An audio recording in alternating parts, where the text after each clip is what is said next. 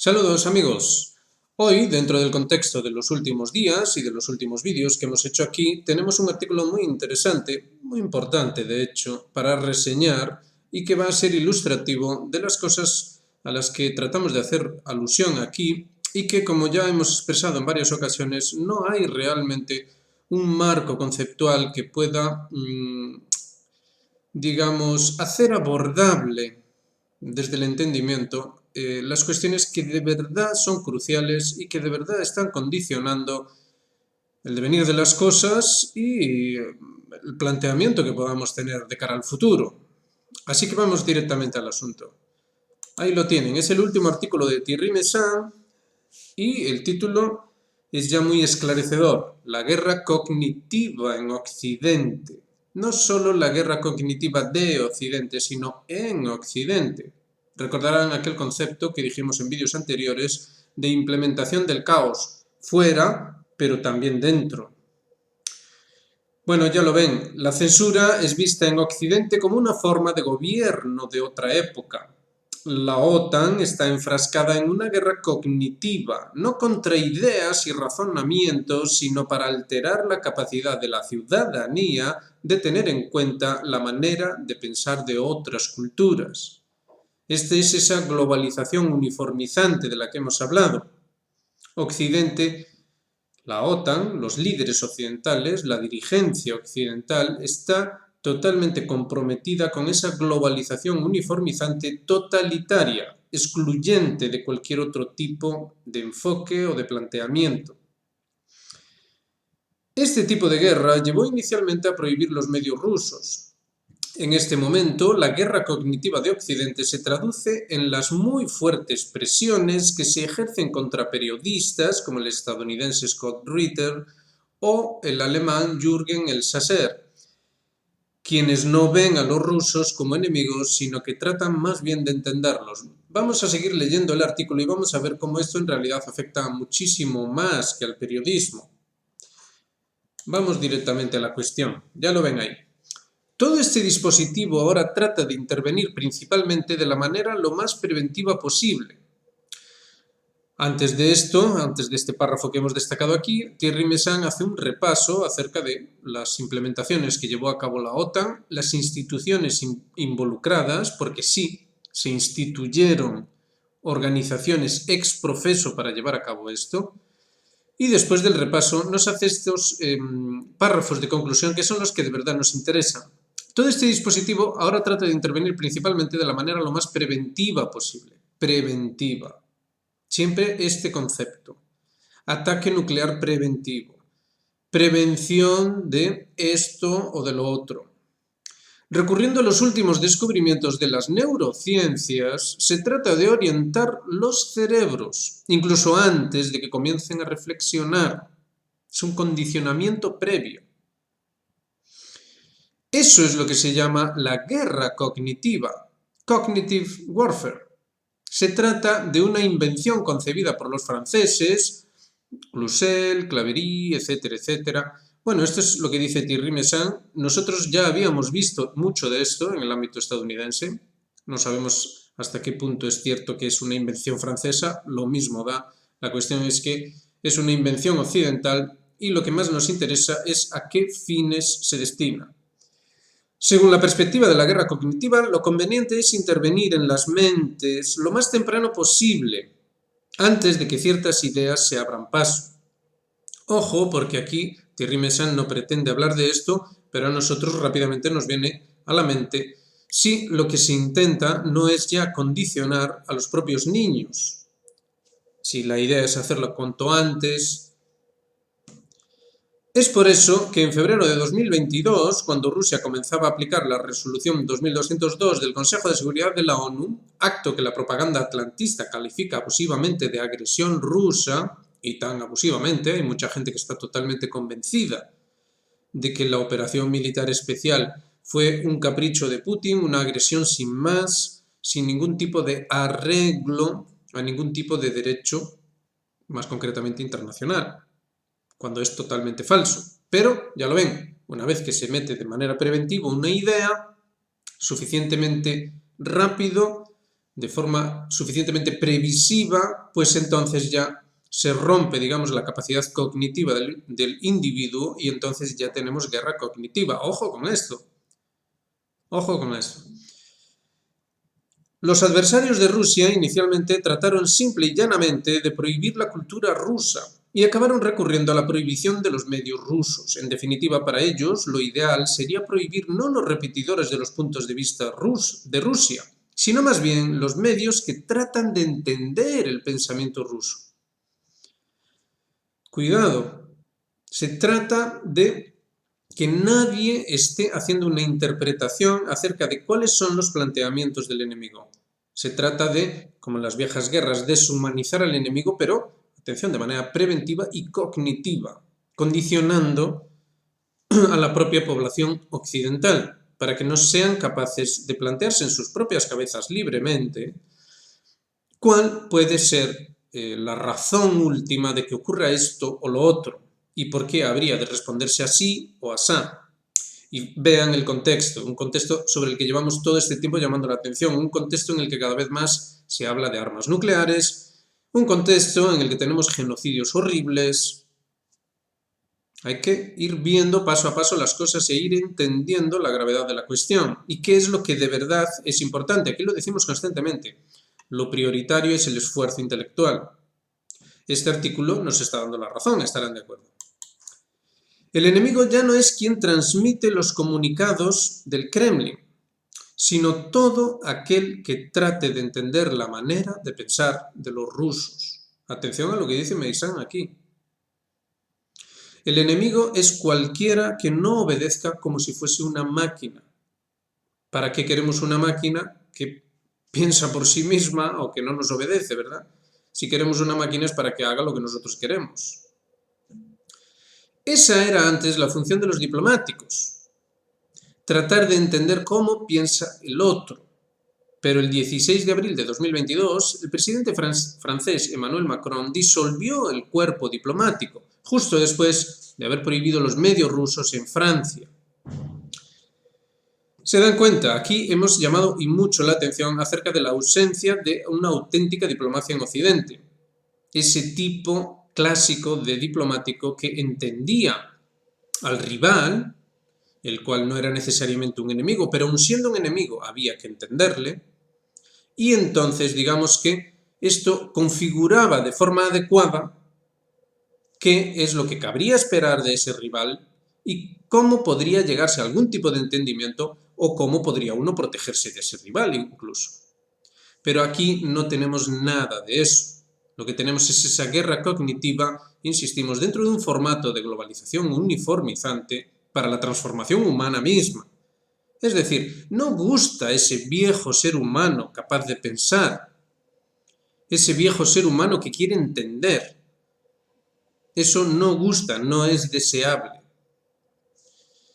Más recientemente, hace 2 semanas, la administración Macron, la administración francesa, del actual presidente Macron, arrestó a Pavel Durov, el fundador de Telegram, culpable de haber concebido un medio de comunicación privado que permite a sus usuarios mantenerse en contacto con los rusos.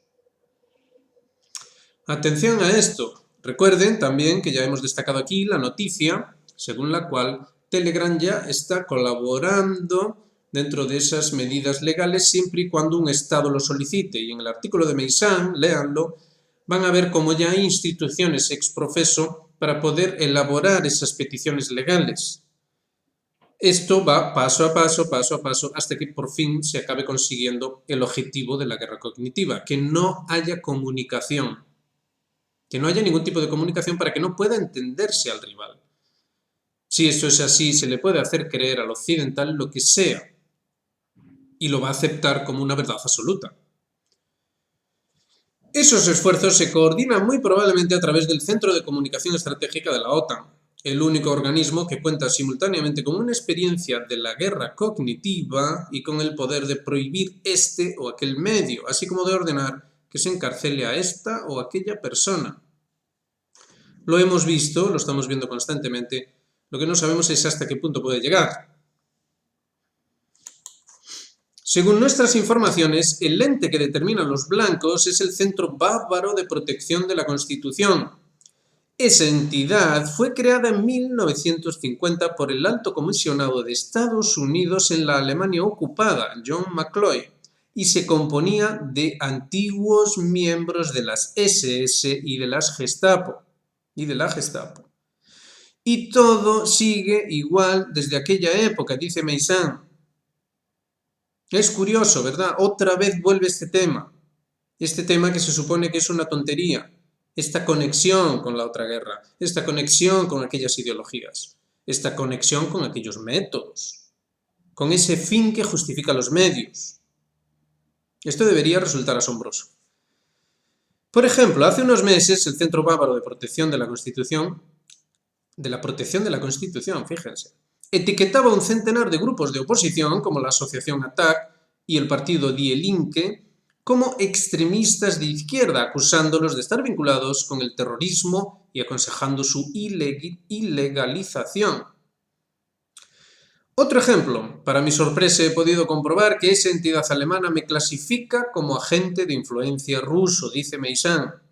Agente de influencia ruso, por haber defendido el derecho internacional elaborado en 1899 por el gobierno del zar Nicolás II y por el Premio Nobel de la Paz de 1920, el francés Léon Bourgeois. Parece que los sesudos del Centro Bávaro de Protección de la Constitución solo vieron la referencia al zar Nicolás II. Fíjense qué extrañas conexiones. Se trata de convencer a la gente de que Putin quiere ser un nuevo zar. Se vincula esto con los viejos zares. Por el medio está el comunismo, pero no pasa nada. También es Putin. Todo es Putin.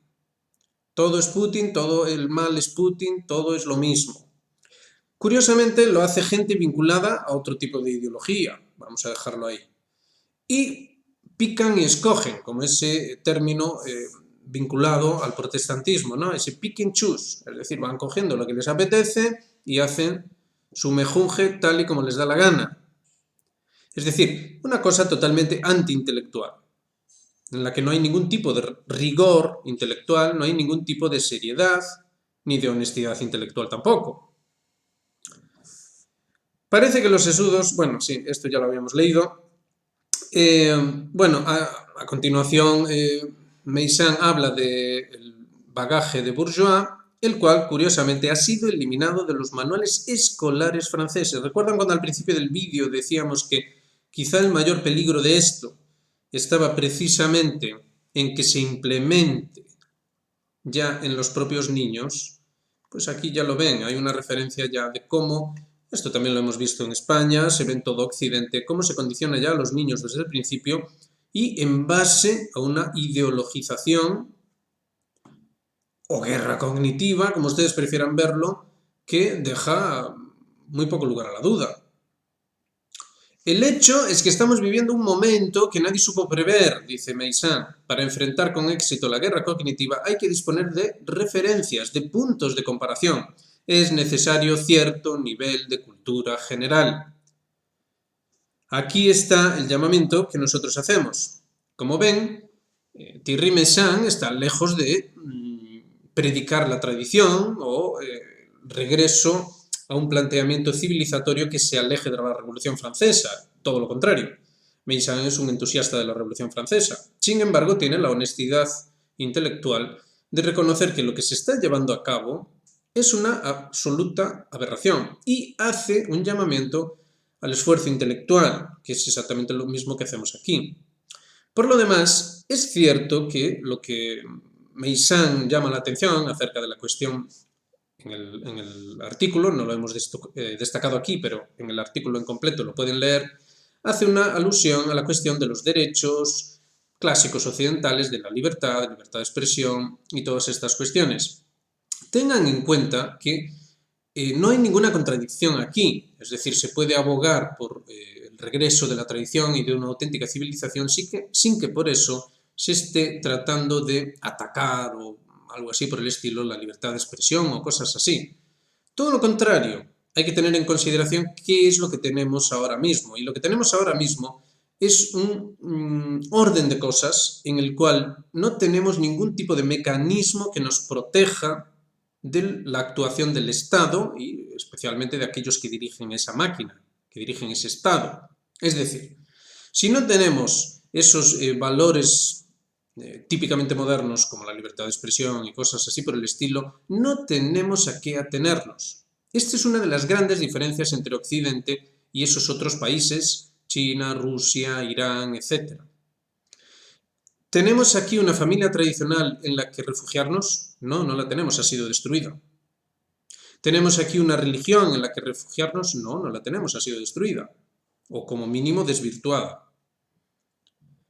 Tenemos aquí, digamos, una serie de valores tradicionales respetados de forma general y que forman parte dentro de la propia Constitución, forman parte inherente del Estado. No, de hecho los valores tradicionales son execrados. Fíjense el decreto que lanzaron los rusos aprovechando precisamente esto. Entonces, atención con todo esto que nos está diciendo Thierry Meyssan, porque esto no es una cuestión de fútbol, no es una cuestión de si estamos a favor del Madrid o a favor del Barcelona. Esto es una cuestión muchísimo más grave. Es una cuestión que de hecho pasa ampliamente por encima de eso.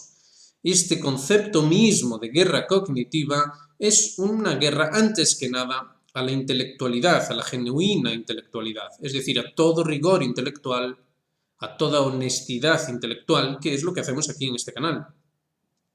Parece ser que somos el enemigo. Sin embargo, tampoco aceptamos esto, no somos enemigos de nada. Simplemente hacemos un trabajo, un esfuerzo intelectual, les invitamos a ustedes a que lo hagan, a que se lo tomen en serio, porque como ven, la situación es todo lo grave que es posible, y lo hacemos sencillamente en base a que queremos que simplemente se tenga en consideración que otro mundo es posible, porque tratan de convencernos de que no, de que el único mundo posible es esa globalización uniformizante y que hay que transformar al ser humano para que se amolde a eso, quiera o no. Esta es la clave de todo.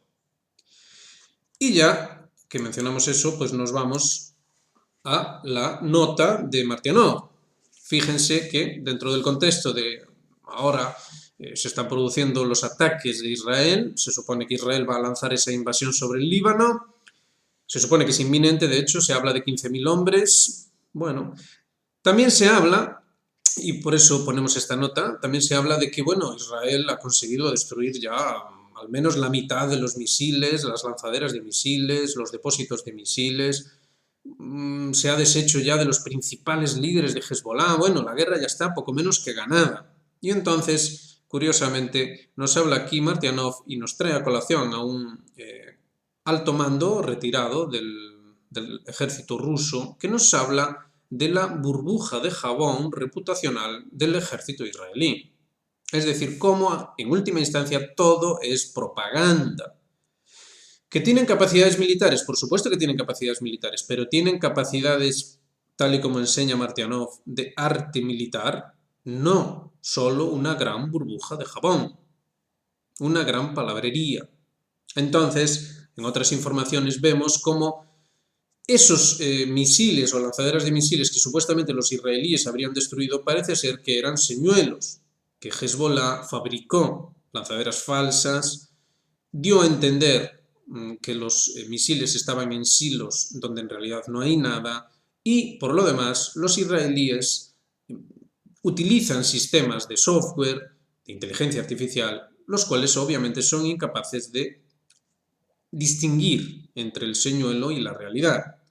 Es decir, todo es una gran burbuja de jabón a todos los niveles. Por eso, aquí lo hemos dicho, que Israel sin ninguna duda perderá esta guerra, porque Hezbollah, así como ya había pasado con Hamas, con Hezbollah o con el propio ejército sirio, tenemos una gran experiencia de combate y además de combate de verdad, de arte militar. Puede que tengan pocos recursos en comparación con Israel, pero tienen todo lo demás, todo lo que de verdad es necesario para salir victoriosos en una guerra que no nos engañemos, es una guerra de desgaste. Esto ya empezó el 7 de octubre en este teatro de operaciones y en el teatro de operaciones ucraniano empezó ya en 2022. Incluso hoy mismo Zelensky decía que si no le hacen caso en sus peticiones la guerra será larguísima, larguísima. Es decir, todo son previsiones de un tiempo de incluso 10 años de conflagración mundial o cosas así por el estilo. Ya veremos qué es lo que acaba ocurriendo, pero llama y mucho la atención esta visión desde el punto de vista de un oficial ruso con experiencia acerca del planteamiento de Israel en esa pretendida invasión de Hezbollah. Por lo demás, algunos como Larry Johnson ya destacan de forma abierta que tanto en el caso ucraniano como en el caso israelí, la clave de todo es involucrar en la guerra a Estados Unidos. Aquí pensamos más bien que antes, al menos en el caso ucraniano, se involucraría la Unión Europea de manera directa. Y en ese sentido, uno de ustedes ha enviado un análisis acerca de esas novedades, acerca de la votación en el Parlamento Europeo del 19 de septiembre, hace pocos días, según la cual de facto se le está declarando la guerra a Rusia. Por supuesto que dentro de todo este juego de guerra cognitiva, no lo olvidemos. Hay que estar entendiendo, sea lo que sea que estemos tratando, ya sea la política interna de Estados Unidos, ya sea la política interna en Europa, las conflagraciones o lo que sea, las alianzas, siempre hay que estar entendiendo que aquí hay, de forma subrepticia, una actividad de guerra cognitiva constante. Entonces, dentro de este contexto, cabe pensar si lo siguiente, aquí ya lo hemos dicho con mucha antelación, si lo siguiente es que a esa Ucrania que se desmorona le siga de alguna manera, siempre dentro del formato de ofensiva de atentados y sabotaje y gran burbuja de jabón, esa gran pompa de jabón que dice este oficial ruso, dentro de ese formato entraría Europa en la guerra con Rusia. Por lo demás ya lo está, pero siempre dentro de esta guerra cognitiva. Lo está, pero no se permite hablar con el enemigo, no se permite entender al enemigo, al rival, no se permite entender de manera intelectual, con honestidad intelectual, no se permite analizar con honestidad intelectual, con lo cual no se sabe qué es lo que pasa. Es todo un gran caos. Y con esto concluimos. Es lo que ya habíamos conceptualizado y que, como ven, por suerte hay analistas como Thierry Meyssan que hacen ese necesario esfuerzo intelectual que permite comprender que lo que pasa aquí es una implementación del caos a todos los niveles y en todo el mundo. Esa es la gran idea.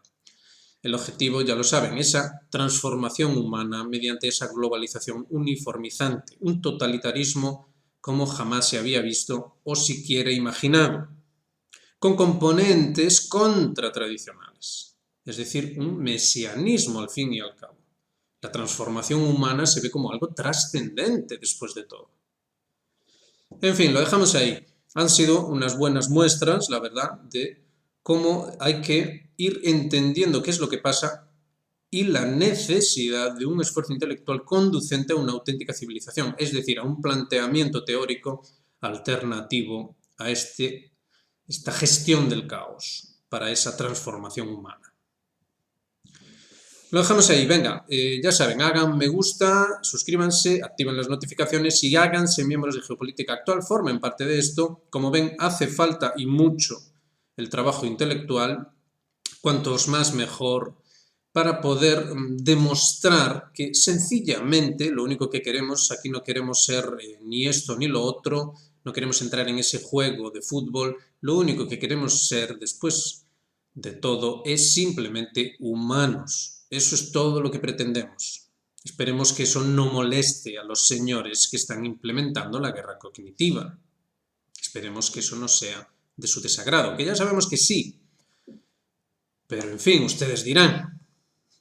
Lo dejamos ahí, venga, un saludo para todos y nos vemos en la próxima.